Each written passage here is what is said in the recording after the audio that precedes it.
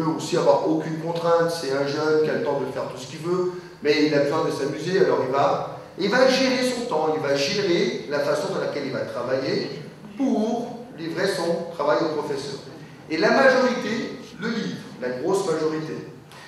Alors, à l'université, on les enseigne d'être responsables. On les enseigne, c'est quoi la responsabilité. Puis, quand il arrive au milieu de travail, surtout en informatique, ce qui se passe, c'est que on lui enlève la responsabilité. On lui met quelqu'un qui a plus d'expérience pour être responsable à sa place. Et la meilleure chose qu'on peut avoir dans la vie, c'est de ne pas être responsable. C'est tellement bon être adolescent. Tu as tes parents qui travaillent pour toi, ouais. Tu as tout ce que tu as besoin, tu as ta chambre chez tes parents. C'est génial. On se sent bien. Alors on leur donne le droit de redevenir adolescent, mais au sein de l'entreprise. C'est-à-dire, il y a quelqu'un qui décide à ma place, c'est pas ma faute. Moi, tout ce qu'il faut, c'est que j'exécute. En plus, j'ai pas de connaissances. Ouais, alors si j'arrive pas à faire, c'est pas ma faute, c'est lui qui a mal décidé. Alors on lui enlève la responsabilité, on lui enlève la maturité, on lui enseigne qu'il a le droit d'être adolescent au bureau. Alors on augmente les pauses café, on arrive en retard, on part plus tôt. C'est pas moi qui va avoir un problème. Après, il y a toujours d'autres personnes, très beau t-shirt. Brésil, je suis brésilien. C'est après que je le dis. Hein. Et ce qui se passe, c'est que au fur et à mesure, il commence à perdre le sens de la responsabilité et il perd en maturité. Alors, c'est sûr, apporter des pratiques agiles à des jeunes ingénieurs qui sortent de l'université, c'est hyper simple. Aux personnes qui ont beaucoup d'expérience et ils ont vu beaucoup d'échecs, beaucoup d'équipes qui se sont détruites, beaucoup de problèmes, c'est assez facile parce qu'ils veulent changer. Ils en ont ras-le-bol. Ils se disent, ça fait 10 ans que j'essaye, ça fait 10 ans que je me stresse, ça fait 10 ans que je fais des heures supplémentaires, ça fait 10 ans que mon épouse réclame que je ne suis pas à la maison à l'heure du souper. Alors lui, il veut changer, il n'en peut plus. Mais quelqu'un qui est avec 5, 6 ans d'expérience, qui a encore, si moi je fais comme ça, je ne pourrais pas chercher ce poste. Parce qu'il faut être comme lui pour être à sa place. Parce que la société n'enseigne pas que ce qu'on veut, c'est du nouveau. On veut de l'évolution, on veut de la progression. Ce n'est pas enseigné par les dirigeants. Alors, il y a d'autres pratiques agiles pour cet accès-là. Le management 3.0, comme Razi avait dit, c'est comment changer le management de la société pour la rendre plus humaine, pour la rendre plus agile. Alors, on change les ressources humaines. Il n'y a plus de bonus. Le bonus crée le conflit. Le bonus crée la concurrence. Le bonus détruit les équipes. Alors, on va attribuer des bonus à des équipes et pas à l'individu. Alors, on change la façon comment on perçoit l'individu. On voit un groupe, une unité, et pas une personne. Ok? Alors, on change la façon comment on travaille avec les employés pour qu'on puisse leur apporter de la maturité. Si le bonus est partagé, puis tu as quelqu'un dans l'équipe qui ne fait rien, tu peux être certain que les autres collègues vont s'arranger à lui pointer du doigt, dire « Hé, tu bouges, parce que c'est nous qui sommes nuits avec ton attitude. » Alors, ou tu travailles comme nous, ou tu changes d'équipe. Parce que nous, on ne veut pas être pénalisé par ton attitude. Alors, les gens ils commencent à réagir et commencent à pousser la responsabilité vers ses collègues. Okay? Alors, mais il y a tout un travail. C'est du change management, de haut en bas. Alors, normalement, du bas vers le haut, ça fait très mal. Des fois, ça marche. Du haut en bas, c'est plus simple. Il faut changer en haut la façon de percevoir les choses. Ok? Oui? Concernant la notion de gestion du temps, dans toute cette méthodologie-là, oui. Parce qu'effectivement, on voit pas mal d'actions, on voit pas mal d'interférences, on voit pas mal d'événements arriver. Et quand on a un projet, le temps est quelque chose de très important. Alors, comment jouer, gérer, optimiser et tant soit faire, respecter les délais? Merci. Oui. Ok. Alors, on dit que le temps idéal de production varie selon la connaissance que la personne a à exécuter la tâche. on voit très bien que s'il n'y a pas des notions de contrôle, parce que si on regarde, quand je parle de la maturité, ici je parle de la maturité, c'est une notion de contrôle, c'est de l'autocontrôle. Okay, quand on fait du traditionnel, on va essayer de contrôler en amont. On va essayer de prévoir. Si j'ai tel profil, c'est telle activité, on va essayer de prévoir un certain contrôle pour que les gens ne consomment pas plus de temps. On peut avoir un nouveau facteur d'impact appelé la motivation. Alors, plus on a de connaissances, théoriquement, moins de temps on consomme. Ok? Ça fait du sens ou pas? Plus on est expert, théoriquement, plus vite on produit. Si on est motivé. Oui? Alors, le but du jeu ici, c'est de former des équipes à long terme. Ça se peut que ton premier projet, tu peux même être légèrement en retard ou l'échouer en partie.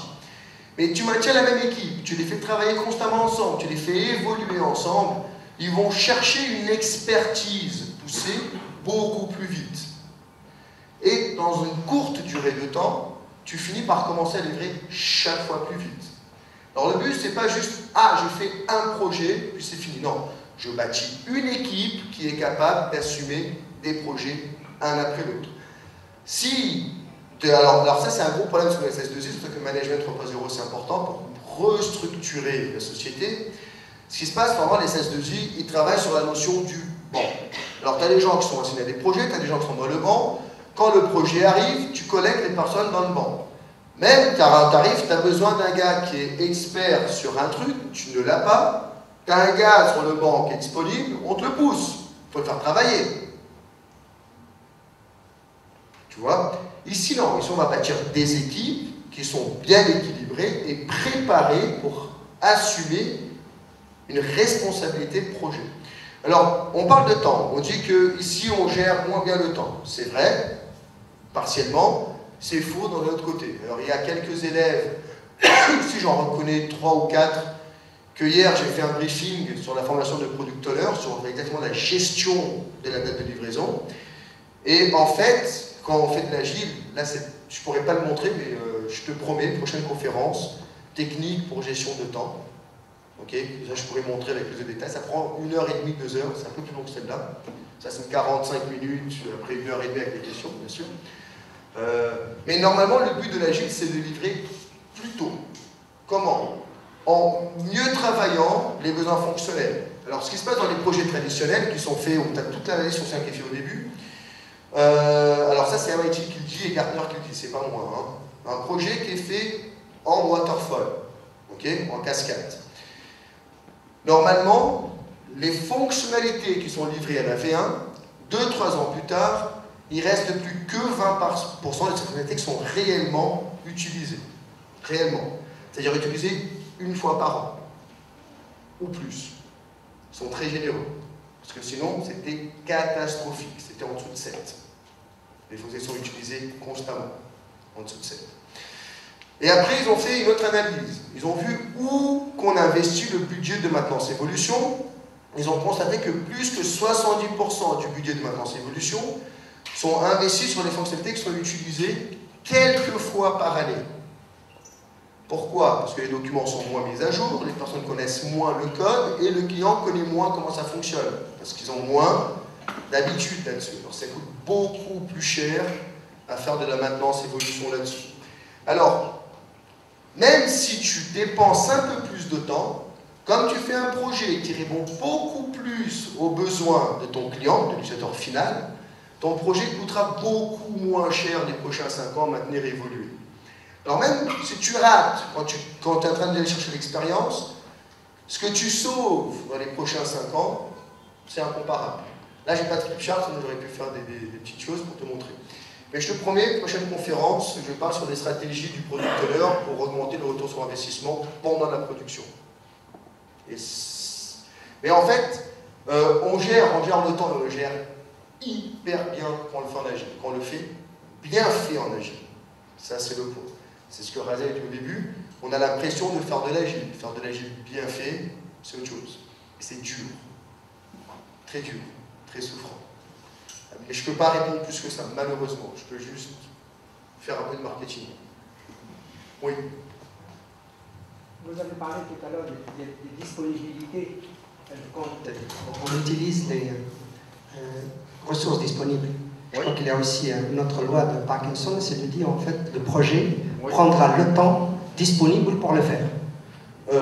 Alors, j'ai dit, dans le traditionnel, on va chercher les ressources dans le banc, les ressources humaines en fait, les personnes disponibles. J'ai dit ressources, j'ai dit personne, je ne me rappelle pas. Ressources. Je me fais polluer par vos termes. Moi j'appelle ça les personnes. Alors ça c'est dans le traditionnel. Quand on fait de l'agile, on va créer un groupe de personnes. Alors chez moi par exemple, chez mes clients, il y a des clients qui ont des PMO. Le PMO il assigne des équipes Scrum au projet et pas des personnes. La ressource qui est manipulée s'appelle équipe Scrum. Alors quand on va dans Peace Server, c'est configuré dans Peace Server, il fait le drag and drop de l'équipe Scrum vers le projet. Et l'équipe Scrum, by default, il importe toutes les personnes ensemble, le Product Owner, le Scrum Master et les gens qui font la réalisation. Alors, le gars qui est dans le bureau de projet, il s'en fout qui est dedans. Alors ici, cette équipe Scrum a accès SharePoint, celle-là c'est accès Java J2EE avec du Struts pour le front-end. Alors il connaît l'accès des équipes, il voit la caractéristique du projet, puis drag and drop, il met la bonne équipe là-bas. Alors si l'équipe n'est pas disponible, il va avoir l'équipe qui serait disponible le plus tôt possible. Et c'est comme ça qu'il gère pour pouvoir faire la présentation des projets. Et pas les personnes. Ok ?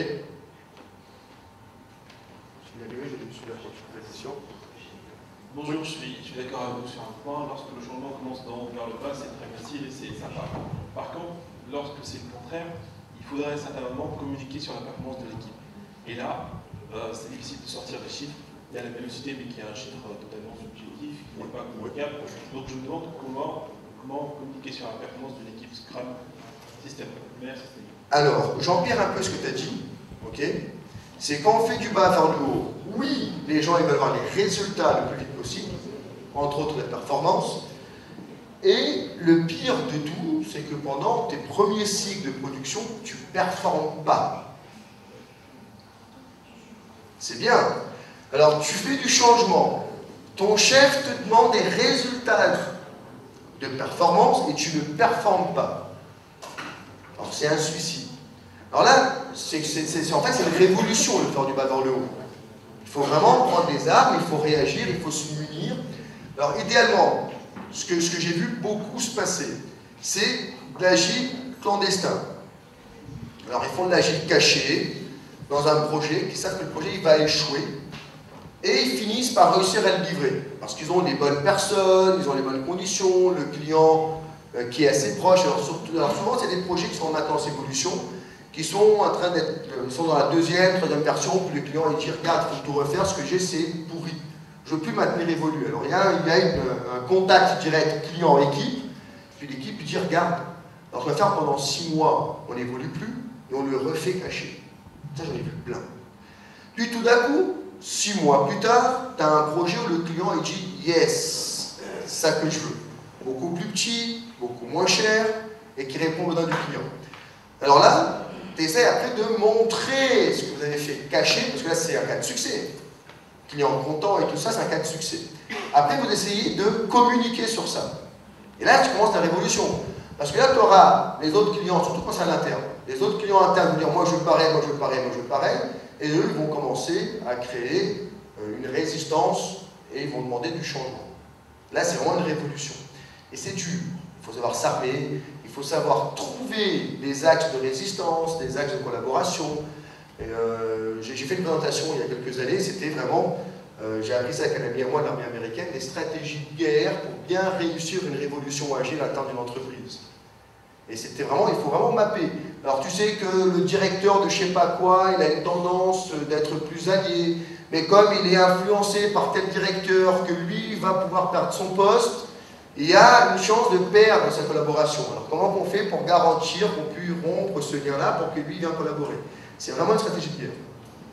Et c'est pas facile du tout. Tu es la majorité, tu la perds dès le début. Tu es le plus faible, tu es en bas. Alors je ne recommande pas d'essayer de convaincre les gens de dessus par des statistiques, par des lectures, par les métriques qu'on retrouve sur Internet, vous trouvez plein de choses. Allez sur Gartner et montrez que Gartner a dit que presque 60% des projets dans le monde sont faits en agile, et des projets qui sont faits en agile, il y a 94 ou 95% des projets qui sont faits en Scrum. Et associé à ça, il montre des réductions de dépenses sur les projets qui ont été gérés en agile. C'est des métriques comme ça pour convaincre le management. N'essaye pas de faire la révolution. C'est difficile.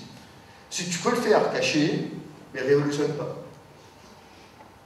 Parce que des fois, ouais, et normalement tu perds. Ils sont plus forts que toi. Ils ont quelque chose qui s'appelle salaire, que tu en as besoin. Oui ou non? Voilà. Ou tu retournes vivre chez tes parents. Et là, j'ai la révolution. C'est ce que j'ai fait il y a presque 10 ans. J'ai entendu un Michel par là. Non? Oui, de nouveau, super. Ce qui se passe en traditionnel, on a hérité des documents, exactement à cause du offshore, qui sont des documents pour aligner la communication, s'assurer que la communication se propage bien. Parce que c'est comme un mini-contrat, j'ai une preuve, je te l'ai dit, c'est écrit. Ok? Alors, quand tu es décentralisé, tu ne pourras pas t'enfuir de ces documents-là. Au moins pas au début. Après, il va falloir trouver un système qui va améliorer ta communication, parce que ta communication est dégradée par le déplacement, par le décalage, par la culture. Sometimes you have some Indian guys, right? They speak like that, right? Or you can have a French guy who speaks with a very, very strong accent. And I'm sure you cannot understand what I'm telling you. Hein? Of course. Alors ça fait des problèmes des fois. Imagine un Français avec un Indien en train de parler. Et après tu mets un Chinois. Dans notre équipe, il y a un Russe, un Indien et un Chinois. Voilà. Et les Français. Et les Français. Les Français, pour l'instant, c'est les pires. Moi, pour apprendre et les comprendre, j'ai dû les imiter. Là, j'ai commencé à comprendre plus ou moins qu'est-ce qu'ils disent. Mais il faut exprès. Hein. Ils font exprès. Juste pour assumer qu'ils sont Français. C'est la culture. Bon, alors, tu as toute cette complication-là qui t'obligera à créer des documents, à te munir de certains outils pour combler le problème de fuseau horaire, le problème de communication, le problème culturel, et tu vas devoir te munir d'outils et de documents. Tu n'as pas le choix. Est-ce que ça ne marche pas? Ça marche, mais c'est pas l'idéal. C'est pas l'idéal. Mais bon, des fois, c'est ce que tu as, hein, et on fait avec. On aurait pu faire mieux, oui, mais c'est la condition que tu as. Et je te garantis, ça coûte beaucoup plus cher quand tu es distribué que quand tu es tous à la même place. Et on le sait, parce que l'outillage que tu as besoin d'acheter, les licences que tu achètes pour maintenir la communication, tu aurais pu très bien avoir l'équipe ici. Mais après, tu as des centres de coûts, les outils sont déjà achetés ici et achetés là-bas, puis c'est mal optimisé l'investissement sur des équipes. C'est un problème de management aussi. Okay? Ou de politique interne. Ok? D'autres questions? Oui? Oui? C'est intéressant de savoir en fait ce que vous voyez en fait, je dirais, quel profil, quelles sont les compétences attendues du Scrum Master. Généralement en fait vous l'avez placé plus proche des techniques. Et je dirais dans une entreprise qui existe et qui va migrer vers l'agile, oui. Qui allons-nous voir positionner en tant que Scrum Master? Alors, ça c'est une question très bonne qui aurait dû venir par mes élèves en formation dès les premières 5 minutes. Alors moi je le provoque, je les frustre. Hein. Comme ça ils font un peu de résistance, un peu de bagarre. Les personnes par le titre, par le nom. Le nom il est horrible, je le déteste. Scrum Master. Alors pour les Américains, ça se comprend très bien. En fait, ils voulaient faire l'analogie avec un maître à l'université. Et le maître dans l'université, il a un rôle spécifique, orienté. Il oriente les élèves. Ok? Alors, le maître, il est disponible, les élèves vont aller le voir, et puis il va faire des orientations. Le gars, il va dire, ah, j'ai un travail plus ou moins comme ça, il faudrait que je cherche ici, ici. Lui, il dit, regarde, tu as un axe de recherche plus ou moins comme ça, ça peut être intéressant. Alors, il va orienter les gars. Tout ce qu'il va faire, c'est les personnes qui vont aller le voir. Alors quand je fais une maîtrise, là c'est les docteurs qui vont t'orienter. Okay, ils ont pris le terme dans l'université américaine. Et ça, aux États-Unis, ça marche parfaitement. Maintenant, le problème européen, la culture latine. On aime les chefs dans la culture latine. Moi, je suis d'origine brésilienne, alors je suis de culture latine. Vous avez été colonisé par les Français, alors il y a la culture latine qui s'est intégrée à votre culture. On aime la hiérarchie, on aime le pouvoir, on aime être chef, et puis on va master. Alors après, revenons dans le système scolaire français. Alors moi, j'ai le malheur d'étudier en France quand j'étais petit, okay, à l'époque où on frappait les élèves et tout ça, puis on se levait quand le maître rentrait, des fois c'est même pas un maître, hein, mais on se levait pour le respecter, on s'assied, on ne disait pas un seul mot. Si on arrivait en retard, on nous frappait les doigts, hein, le coin, chapeau d'âne.